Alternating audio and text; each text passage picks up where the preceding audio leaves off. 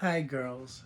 I love you. I hope you're having a great time with Gigi, and I hope school's going well. And I can't wait to see you guys when we get back. And miss you so much. Tonight's story is Violet the Pilot. Everyone in town knew that Violet Van Winkle was a little different. For starters, she and her parents lived in an odd-looking house next to the junkyard her father managed. And while other girls were playing with dolls and tea sets, Violet played with monkey wrenches and needle-nose pliers.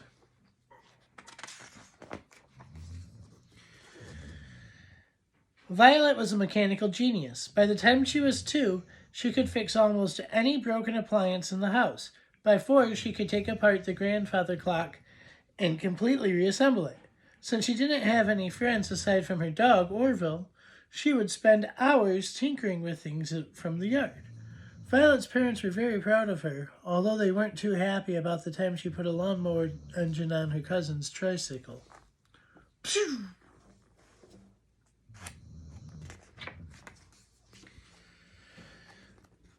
The older she got, the more interesting Violet's creations became. Around the time she turned 8, she was building elaborate machines from scratch, and not just any old machines. Flying machines. Her parents couldn't believe their eyes when they saw Violet zoom by for the first time. They were a little worried in the beginning, but they quickly saw that she was a pretty good pilot. "Careful not to hit the house," Violet's father would yell. "And put on a sweater," her mother would add. Violet used anything she could find in the junkyard to make her wonderful contraptions.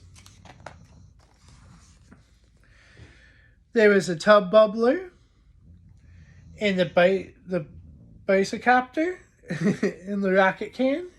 I like the rocket can. The pogo plane, the slide glider, and the wingamajig, to name a few.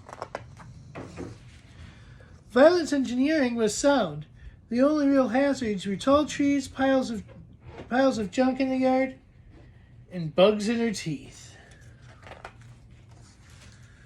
Kids at school would see Violet eating lunch alone and make fun of her strange books and greasy coveralls. Claude and Clyde Mulrooney were especially obnoxious.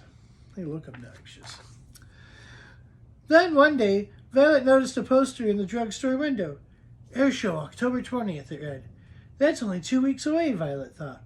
Can kids fly in the show? Is homemade aircraft allowed? That night, Violet sat in her room thinking about the air show.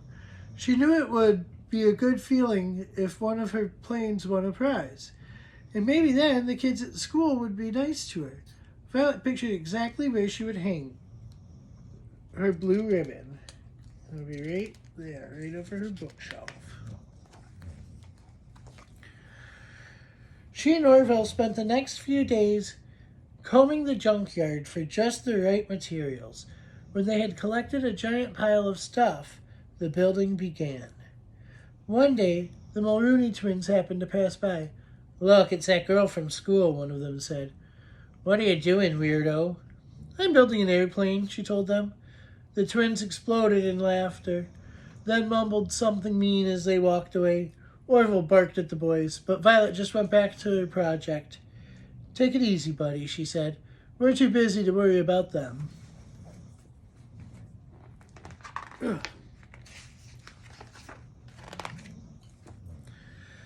Finally, after days of hard work, Violet had finished making her flying machine. She named the magnificent new craft the Hornet. "Wait till the people in the grandstand see me flying this," Violet said to Orville.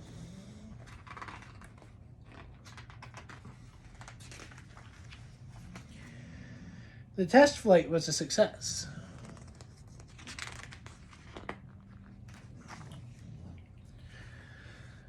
On the day of the big air show, Violet took off bursting with excitement. Her parents' faces had beamed with pride when they wished her luck, and she thought about that as she flew through the clear autumn sky. She calculated that the trip would take about 20 minutes. She would arrive just in time for the start of the show.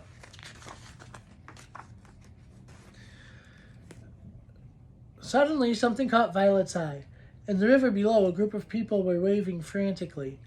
Violet lowered her altitude to get a better look. A troop of Boy Scouts had run into trouble while canoeing. Violet knew she had to help. Fast. Come on.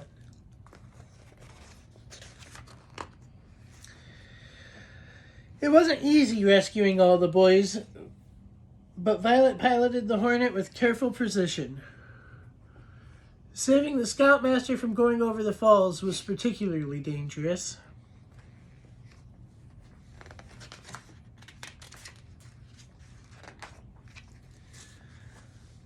Violet dropped the grateful Scouts off at the hospital.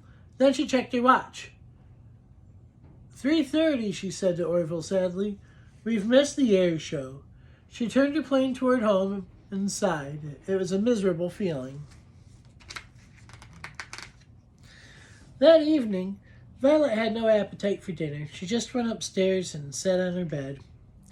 All of a sudden, she heard lots of noise outside the house. She and Orville went to the window and discovered that a crowd of people had gathered. Somebody spotted her. There's Violet, the boys shouted jubilantly. There's our hero.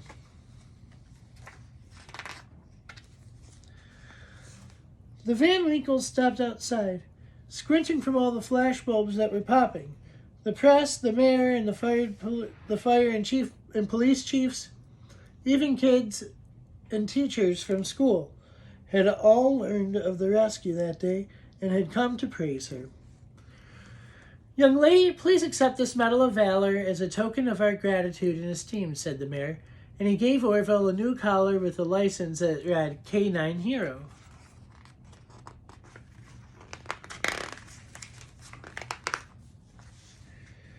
From that day on, Violet's parents let her fly whenever she wanted, but her mom still made her wear a sweater.